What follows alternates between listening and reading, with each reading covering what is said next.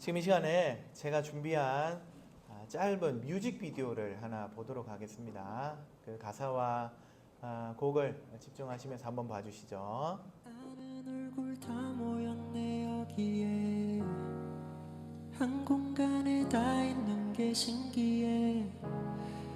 모르는 사람이 계속 오는데 누군지 기억이 안 나 미안해. 종종 상상했던 내 장례식에 축하와 환호성 또 박수갈채 까있는 파티가 됐으면 했네. 왜냐면 난 천국에 있기 때문에. 오자마자 내 몸집에 선업에 커다란 사자와 친구를 먹었네. 땅 위에 단어들로 표현 못해. 사진을 못 보내는 게 아쉽네. 모두 여기서 다시 볼 거라는 확실히 있네. 내 맘을 다 전해줘.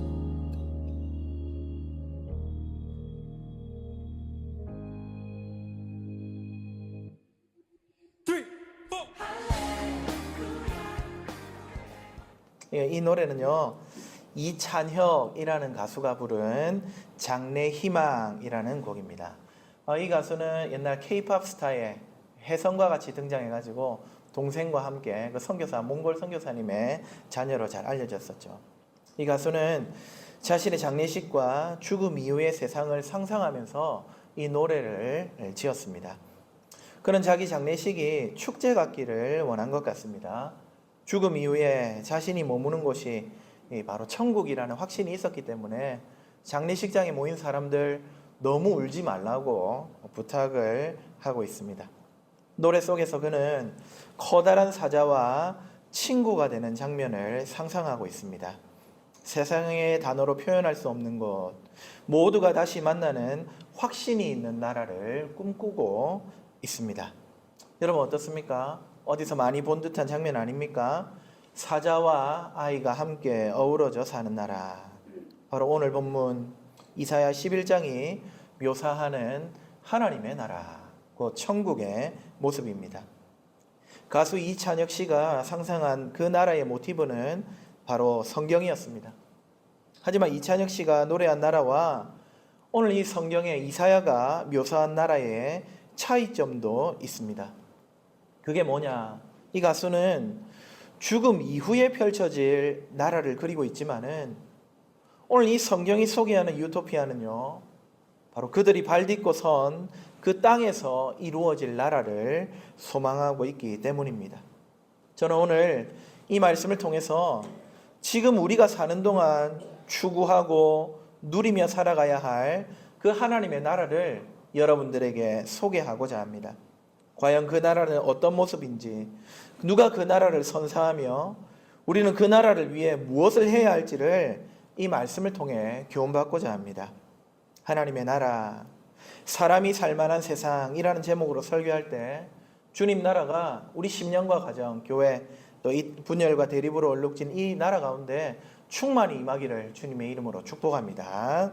첫째로 하나님의 나라는 메시아 예수 그리스도를 통해 이 땅 가운데 임합니다. 오늘 본문 이사야 11장은 참 평화로운 세상을 그리죠. 이리와 어린 양이 함께 살고 사자가 송아지와 함께 뛰어노는 장면, 누가 봐도 아주 이상적인 유토피아입니다. 하지만 정작 이런 아름다운 그림을 그리는 이사야, 그가 살던 시대의 현실은요, 암울하기 그지없었습니다. 당시 이스라엘은 강대국 아수르의 위협 아래 놓여 있었습니다. 한 민족이었던 북이스라엘은 이미 멸망했고요, 남유다도 언제 침략을 당할지 모르는 그런 상황이었습니다. 유다의 백성들은 마치 들판에서 맹수에게 쫓기는 어린 양처럼 늘 두려움에 떨며 하루를 살아갔습니다. 이사야가 말한 이리와 어린 양, 또 사자와 송아지의 관계는 단순한 비유가 아니라 강대국에 둘러싸인 약소국 그 이스라엘의 현실을 여실히 드러내는 표현입니다. 공격하고 삼키는 존재 앞에서 무방비 상태로 벌벌 떨던 약자의 모습, 그것이 바로 이스라엘을 비롯한 그 백성들의 모습이었습니다. 이사야는 바로 그런 이스라엘의 현실 가운데 이루어질 하나님의 비전을 보고 있는 것이죠. 이 한 세상 어쨌든 간에 끼역끼역 살고 나면은 죽고 난 다음에 펼쳐질 사후세계가 아니라 약속된 메시아가 오셔서 지금 이곳에 펼치실 하나님의 나라를 바라보면서 소망했던 것입니다. 말씀드린 대로 이 나라는 메시아가 오셔서 주시는 나라입니다. 1절부터 5절은 하나님의 나라, 이 천국을 이루실 메시아가 어떤 분인지를 잘 소개하고 있습니다. 1절에 그는 이새의 줄기에서 난다고 합니다. 여기 줄기는요, 우리 큰 나무가 한 그루 있으면은 그 나무의 기둥, 그걸 말하는 게 아니라 그루터기를 의미하는 것입니다. 나무는 베어 사라지고 겨우 남아있는 밑둥, 바로 그 보잘것없는 줄기에서 메시아가 난다는 것이죠. 하나님 나라를 주실 메시아는 그렇게 보잘것없는 모양으로 오십니다. 동시에 그분은 이새의 뿌리에서 난다고 합니다. 뿌리가 무엇입니까? 근원입니다. 이새의 근원으로 오신다는 말입니다. 성경에 약속된 메시아는요, 언제나 다윗의 후손이다, 다윗의 아들이다, 다윗의 자손이다, 이렇게 묘사가 됩니다. 그 다윗의 아버지가 누구입니까? 그 다윗의 근원이 누구입니까? 이새입니다. 메시아가 모두가 다윗의 후손이라고만 생각을 했는데 실상은 그 다윗의 아버지보다도 더 근본이 되는 분이라 이 말입니다. 다윗보다도 이새보다도 더 큰 자가 온다는 말이죠. 예, 우리는 그 자가, 그분이 누군지 알고 있습니다. 누구입니까? 바로 우리 구주 예수 그리스도입니다.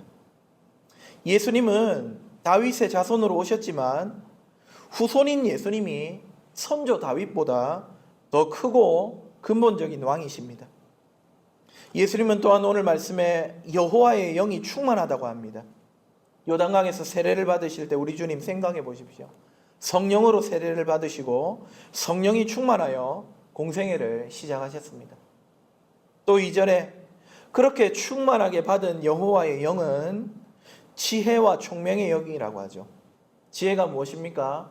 본질을 분별하는 능력입니다. 총명이 무엇입니까? 그것은 드러난 것을 분별하는 능력입니다. 즉 보이는 것과 보이지 않는 것의 본질을 꿰뚫어 볼 수 있는 분, 그분이 바로 예수님이시라는 것이죠. 그래서 우리 예수님은 사람 마음 안에 있는 것을 정확하게 보셨습니다. 또한 예수님은 모략과 재능의 영이라고 합니다. Counsel and Power입니다. 사람들의 어려움과 수많은 질문에 답할 수 있는 모략이 있고 또 자신에게 주어진 과업을 실행할 수 있는 재능, 파워, 힘이 있는 분으로 오신 것이죠. 지식과 여호와를 경외하는 영이 강림한다고 합니다. 경외한다는 게 무슨 말입니까? 두려워한다는 것인데 그냥 무작정하고 공포에 떠는 것이 경외가 아닙니다. 경외는 사랑과 존경이 담긴 두려움입니다.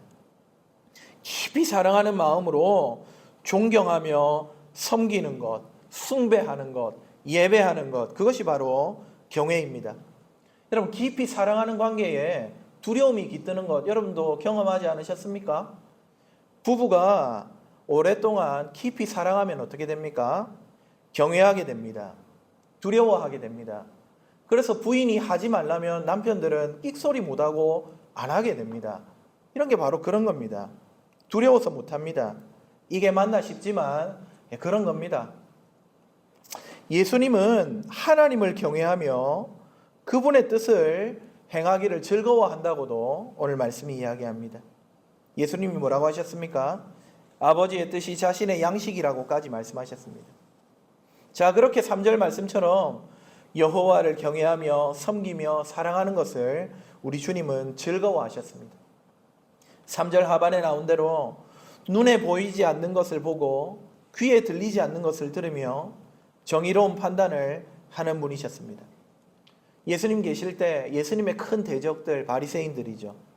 사람들은요, 눈에 보이는 것만 보았기 때문에 그 바리새인들의 외식에 다 넘어갔습니다. 그래서 그들을 존경하고 섬겼습니다. 하지만 예수님은 그들이 회칠한 무덤, 즉 겉만 번지르하게 감춘 독사의 자식들임을 꿰뚫어 보셨습니다. 보이는 것, 들리는 것만으로 판단하지 않으신 겁니다. 4절에 공의로 가난한 자를 심판하시고 정직으로 겸손한 자를 판단하셨다. 또한 입의 막대기, 입술의 기운으로, 즉 말씀으로 세상을 다스리셨다시는 분이라고 이야기합니다. 마지막으로 공의로 허리띠를 삼고 성실로 몸의 띠를 삼는다. 허리띠를 졸라맬 때는 어떻습니까? 무언가 열심히 힘을 내기 위해서 졸라매는 것 아닙니까? 즉 우리 주님은 공의와 성실을 행하기 위해 허리띠를 졸라매고 열심을 내셨던 것이죠. 예, 바로 하나님의 나라는 이렇게 열심을 내시는 메시아를 통해 이 땅 가운데 바로 저와 여러분이 있는 이곳에 주어지는 것입니다. 사랑하는 여러분, 우리 예수님 오늘 이사야가 묘사하는 바로 그 모습으로 이 땅에 오셨습니다. 그렇게 약속대로 오셨고 약속대로 하나님의 나라를 세우셨습니다. 하나님의 나라가 저 멀리 죽어서 가는 나라가 아니라 이미 주님과 함께 이곳에 임했다고 우리 예수님이 약속해 주셨습니다. 말씀해 주셨습니다. 예수님이 사역을 시작하면서 이렇게 선포하십니다. 마태복음 4장 17절 회개하라 천국이 가까웠다. 예수님은 지금부터 시작하는 자신의 사역을 통해서 하나님의 나라가 바로 지금 이곳에 시작하게 되었다고 선포하셨습니다. 사역 중에도 하나님의 나라가 너희 안에 있다고 하시면서 메시아 예수님을 통해 이미 천국이 임했다고 말씀하셨죠. 뿐만 아니라 성령을 힘입어 귀신이 쫓겨가는 것을 보면은 하나님의 나라가 너희 안에 임한 것이라고 마태복음 12장 28절에 말씀하기도 하셨습니다. 무슨 말입니까? 메시아이신 예수님께서 이 땅에 오시니까 오늘 이사야가 바라보고 기대했던 하나님의 나라, 천국, 진정한 유토피아가 예수님 때부터 시작이 되었다는 말씀입니다.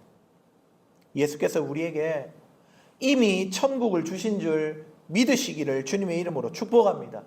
저와 여러분은 지금 이 땅에서 벌써 천국을 선물 받고 누리며 살아가는 자들임을 확신하시기 바랍니다.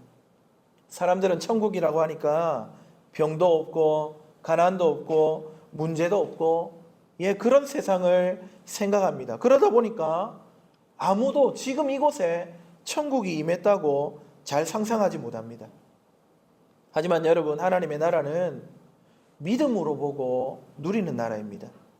그 나라는 우리의 좋으신 임금 예수 그리스도를 섬기면서 그분과 함께 사는 나라입니다. 그렇기 때문에 주님과 함께 한다면 우리의 상황이 어떻든지 간에 우리에게는 이미 천국이 이루어지고 있는 것이죠.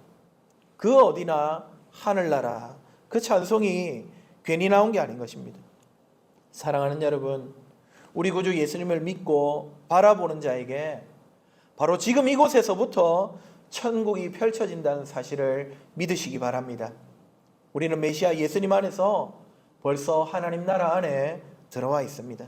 이 사실을 늘 기억하면서 천국 백성의 삶을 살아가는 저와 여러분 되기를 주님의 이름으로 축복합니다.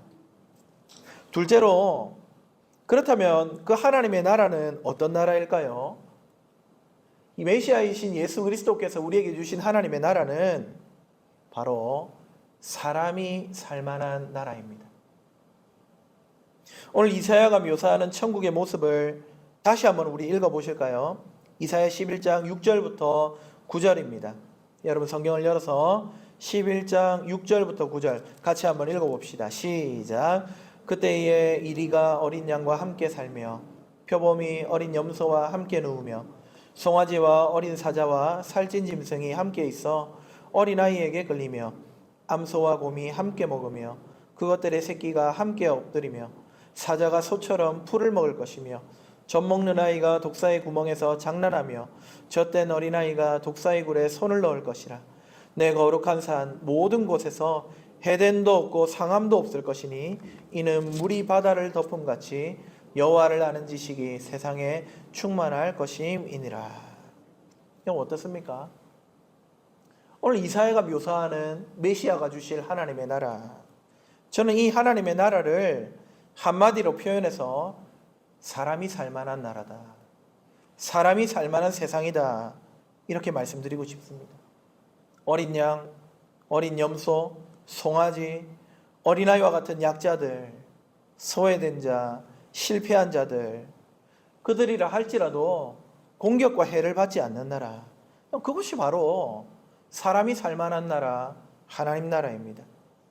윤리적으로 흠이 있는 사람, 전과가 있는 사람, 성격이 모나거나 혹은 지나치게 소극적인 사람, 그래서 사람들 사이에 잘 어울리지 못하는 사람, 몸이 불편한 사람, 지능이 떨어지는 사람, 무식한 사람, 찢어지게 가난한 사람, 가난한데 성격까지 지랄 맞은 사람, 어디 가서도 환영받을 이유가 없는 사람, 여러분, 그런 사람들이 공격받지 않는 세상, 완전히 새로운 질서가 피어난 나라, 그것이 바로 예수님이 주시는 하나님의 나라입니다. 모든 적대관계가 상실되고 천적이 사라지는 나라, 그것이 바로 저와 여러분에게 주어진 하나님의 나라의 모습이라는 말씀입니다. 사랑하는 여러분, 저는 이런 나라가, 이런 이 천국이 먼저는 저와 여러분의 심령 안에 이루어지기를 주님의 이름으로 축복합니다.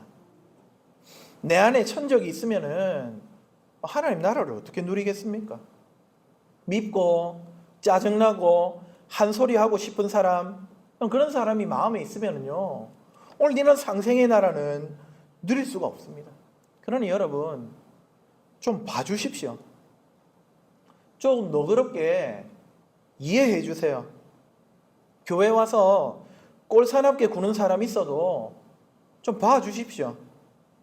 여러분, 우리가 그런 사람들 그러려니 할 때에 천국이 비로소 여러분 심령에 임하는 겁니다. 사사건건 지적하고 잡아먹으려고 한다고 그 사람 바뀝니까? 절대 안 바뀝니다. 평생 그렇게 살아온 사람 누가 바꿉니까? 오히려 그 마음속에 분노만, 적개심만 키울 따름입니다. 그 사람 마음속에 적개심만 생기면 되는데 내 안의 천국도 사라지게 된다, 이 말입니다. 이리가 어린 양을 보면서도 잡아먹고 싶지 않은 나라, 여러분 그곳이 바로 천국입니다. 여러분 안에 바로 이러한 하나님의 나라가 충만히 임하기를 주님의 이름으로 축복합니다. 또한 이 나라가 여러분 가정 안에 임하기를 간절히 바랍니다. 우리 가정에 하나님 나라가 임하면요, 여러분 싸움이 사라집니다. 미움이 사라집니다. 서운함이 녹아내립니다. 내 안에 표범과 같이 으르렁대는 이빨이 부드럽게 되고 서로를 보듬어 줄 수 있습니다. 아내의 허물을 이해하고 남편의 모자람을 모른 척 해주게 됩니다. 남편이 아내 지갑에 손을 넣어도 물리지 않는 나라가, 제발 그런 나라가 오기를 간절히 바랍니다. 자식의 어리석음을 포용하고 부모의 어리석음을, 고집스러움을 양해하게 되겠지요. 바로 그런 평화의 나라가 저와 여러분의 가정에 충만하기를 주님의 이름으로 축복합니다. 그 나라는 또한 우리 교회에도 임해야 합니다. 적개심으로 가득하면은요, 그렇게 교회 안에 천적이 득실득실하게 되면은요, 교회는 천국 아닙니다. 교회 올 때마다 마음이 힘들고 그 인간 얼굴 보면 성질나고 욕하고 그러다 보면은 오히려 내 마음이 이곳에 정착을 못하고 또 이리저리 방황하게 되고 외롭고 그런 삶을 반복하게 되죠. 우리 교회 안에 모든 미움이 거치고 사랑의 빛과 온기가 가득하기를 주 안에서 축복합니다. 교회 오면, 교회에 보시면은 참 신앙도 좋고 가정도 화목하고 봉사도 열심히 하시는 분들 우리 가운데 참 많습니다. 그런 분들 귀하게 생각합니다. 그런데 그런 분들은 귀한 만큼 또 스스로를 잘 단속해야 됩니다. 나도 모르는 사이에 내가 사자가 될 수도 있다는 사실을 기억해야 합니다. 그래서 어린 양, 어린 염소, 어린아이 같은 성도가 하는 행동에 나도 모르는 사이에 으르렁댈 수 있습니다. 얼마나 쫄겠습니까? 얼마나 상처받겠습니까? 받은 은혜가 크고 주신 달란트가 많으면 많을수록 더 참아야 합니다. 은혜가 적은 사람은요, 이 상생과 포용이라고 하는 이 하나님 나라의 가치를 실천하기가 너무 어렵습니다. 여러분, 인격이 모자랄 수밖에 없기 때문에 은혜를 더 받고 하나님의 사랑을 더 많이 느낀 자가 참고 품어야 합니다. 우리 교회가 표범과 어린 염소가 함께 뒹구는 그런 주님의 나라 되기를 주 안에서 간절히 축복합니다. 나아가서 이 나라는요, 이 나라와 열방 가운데 임해야 하는데요, 멀리 볼 것 없이 먼저는 우리가 서 있는 이 동삼동에, 이 영도 땅에 임해야겠습니다. 이곳에 있는 사회적인 약자들이 환대받고요, 그들에게 모든 차별과 무시로부터 그들이 자유롭게 되는 그러한 나라가 멀리 말고 일단 우리가 있는 이곳에 먼저 이루어져야 되겠습니다. 세상 나라는 세렝게티 아닙니까? 약한 가젤들은 다 잡아먹히고 마는 게 순리입니다. 상식적이고 평범하다고 생각하는 그 범위를 벗어나는 순간 먹잇감이 되는 것이 세상 나라입니다. 다문화, 한부모 가정, 이혼 가정, 조성 가정의 아이들, 그렇지 않은 경우도 많겠지만은 그 아이들은 왜 그렇게 눈을 빠르게 굴리고 다른 사람과 공동체의 분위기를 예민하게 알아챌까요? 왜냐하면 그 친구들 자신들이 다르다는 사실을 알고 있고 다른 것이 약점이 되는 세상임을 체득했기 때문입니다. 임대주택에 사는 아이들은 고급 아파트 아이들과 별로 어울리고 싶어하지 않을 것입니다. 어린 양이 사자 앞에서 언제 저 이빨이 내 목을 부러뜨릴지 몰라 두려워하듯이 늘 이리저리 눈치를 보는 것, 여러분, 이게 세상 나라죠. 그런데 바로 이곳에 하나님의 나라가 임해야 합니다. 다른 누군가가 아닌 바로 저와 여러분이 그 세상 나라에 하나님의 나라를 선사할 의무가 있는 사람들입니다. 올해 파랑새 아이들 집의 그 친구들의 생일 잔치를 우리가 열어주자 우리가 의기투합했습니다. 생일 잔치, 이거 얼마나 평범한 일입니까?